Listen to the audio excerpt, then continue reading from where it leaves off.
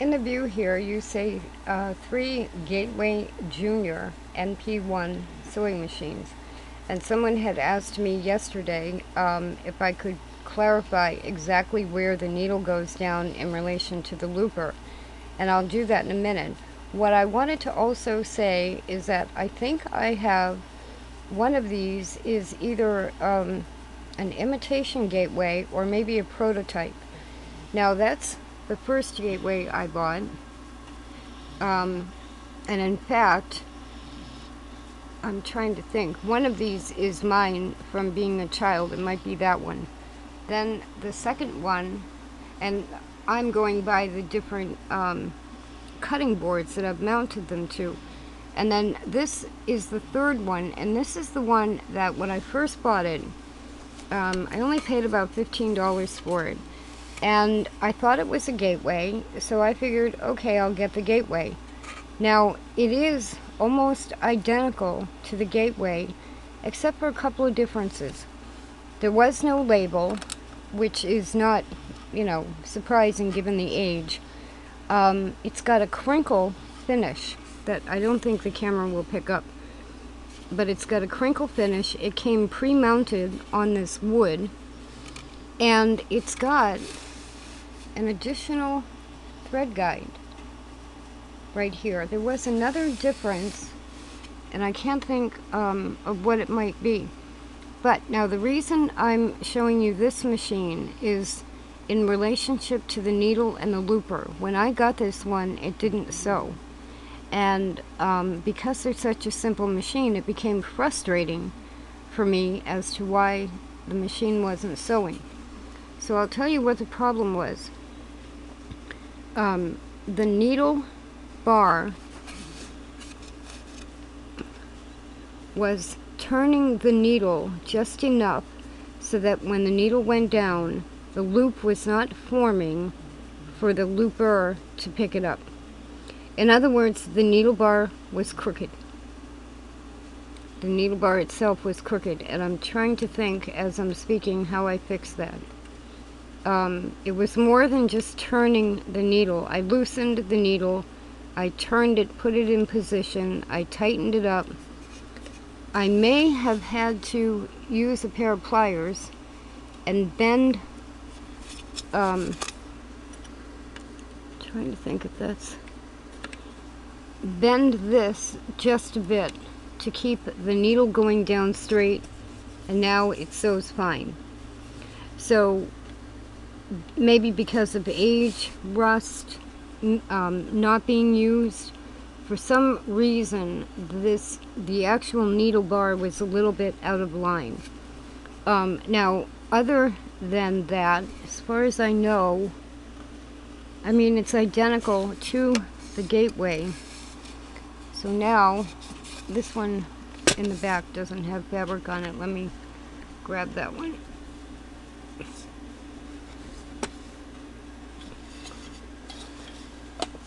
We'll get something for it to lean on.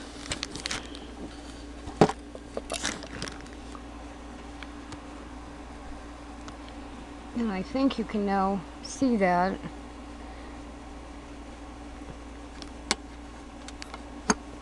You see the needle go down, the looper goes back. Let's leave it just like that. And where is the needle in relation to the looper? And I've got the camera in the way, so I'm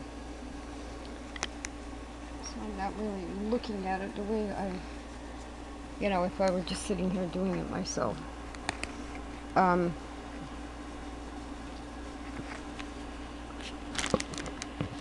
Okay, so the looper backs up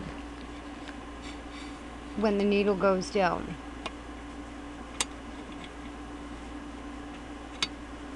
Right there, the needle should be making a loop. And then the looper grabs it, and the needle is already coming down again, and the looper is going backward.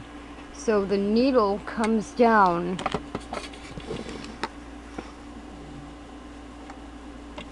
let's do it again from here. It goes up, the looper goes forward. It comes down, the looper moves backward. So it's actually coming down technically in front of the looper, but there's a little post at the bottom there that I think you can see right there that the needle heads for.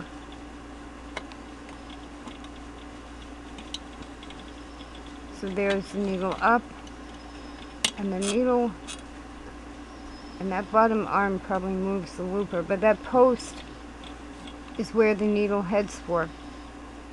So that's a little blurry, but the needle is actually in front of the looper, heading for that post that sticks out like that.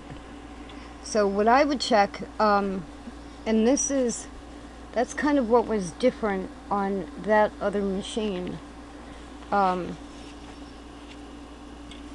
They take regular sewing needles, and you can see there's a little screw there to loosen, to change the needle.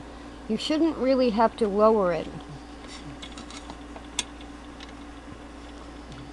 but the needle should be, as the needle starts to go back up again, it should pass the looper. So here's the post, but there's the needle. The post moves over this way. As the needle comes down, the looper goes back.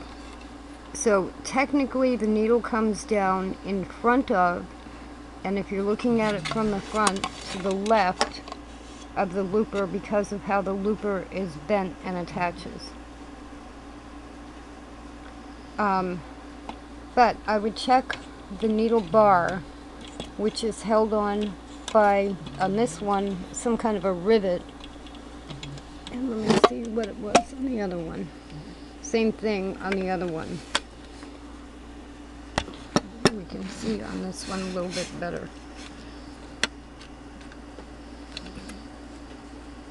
Needle comes down. Here's the bottom of the needle. There's the top of the looper up there. As the needle goes up, the looper comes forward, and a loop is made, stitch is made there. So this, I think that's a little bit different on the underneath too. They're almost identical. They're almost identical, but like I said, this has an extra thread guide. So I hope that helps.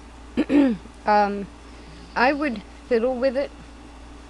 I thought this one, I thought I had wasted my money until I straightened the needle bar, and all of a sudden, and you can tell that by when you thread the needle, where exactly does the thread sit in relation to, in other words, it's supposed to thread from left to right.